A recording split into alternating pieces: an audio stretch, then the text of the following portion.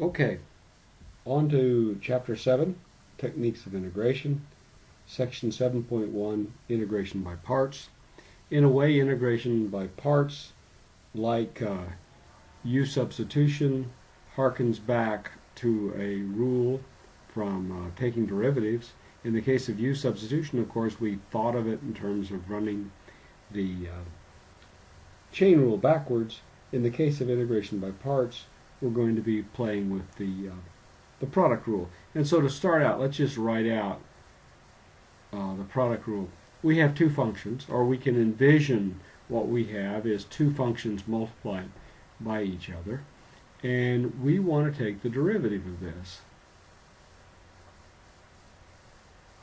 Okay? And we know by the product rule that we get a very easy thing. It's always like to see this come up instead of the quotient rule. F prime g plus f g prime. Now, just as we did with the chain rule, we could think of this and say, well, we could actually integrate both sides. I have to stick in some little dx's here. I didn't leave myself enough room. dx's, and we know that has to be true. If we look over here at this term right here, you see with the integrand here is a derivative itself, so this is just going to become fg, right? And then this is equal to, and this is unchanged. But what I want to do is rewrite this. Basically, I'm going to bring this term over here and subtract it from this and leave this term.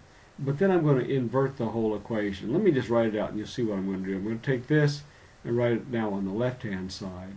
So I get f g prime dx is equal to, now this of course is just fg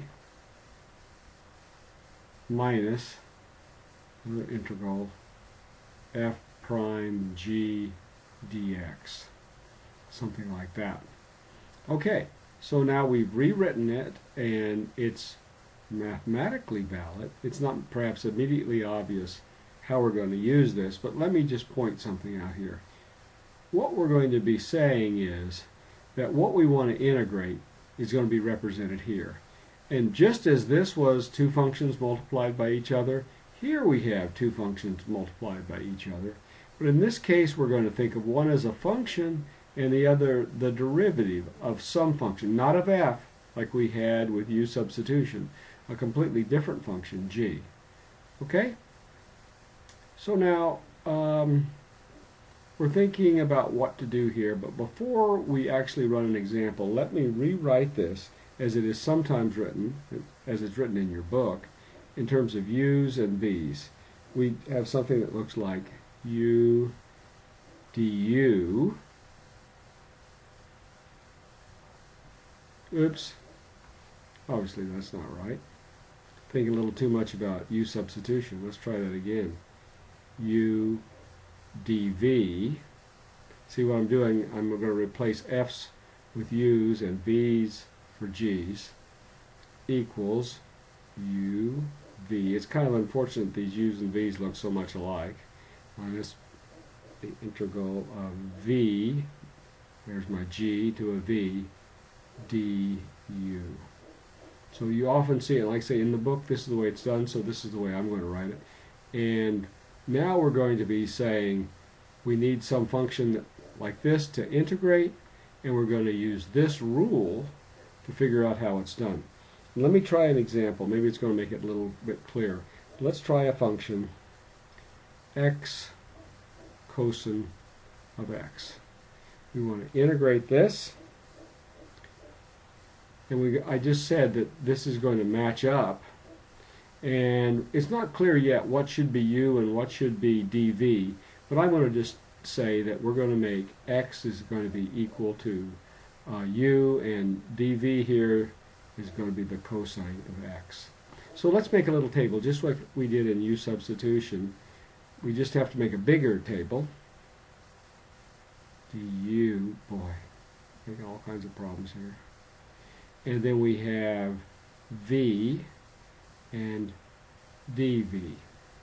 Okay, well, up here we've already got our two things, so we know that u is going to be x, and because it's easy to take a derivative, particularly this one, we know that du is going to be dx.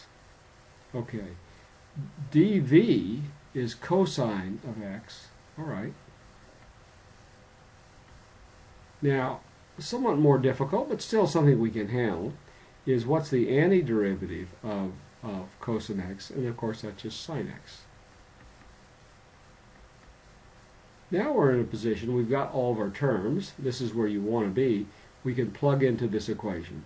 And the only thing that we had to do really that was very tricky is we had to take the antiderivative of dv. If you couldn't do that, you'd be stuck. Okay, so let's just plug into this equation right here.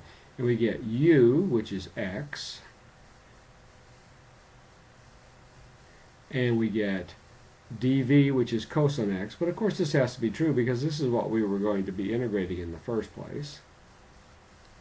And that's equal to uv, which is u is x, times v, which is sine x,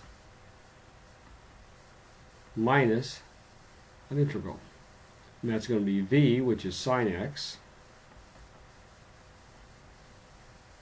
times du, but du is only dx, so that's going to be easy to deal with.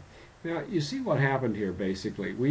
The big trick is always going to be, in this kind of a problem, is can you take this integral? But you see how it got simplified? We went from x times cosine x, which we couldn't deal with, to now it's just the integral sine dx, and we can do that. In fact, we know immediately the antiderivative of sine x is simply a minus cosine, so we get our answer is going to be x sine x plus, the minus comes out and makes this a plus, cosine x plus a constant. And that's our answer.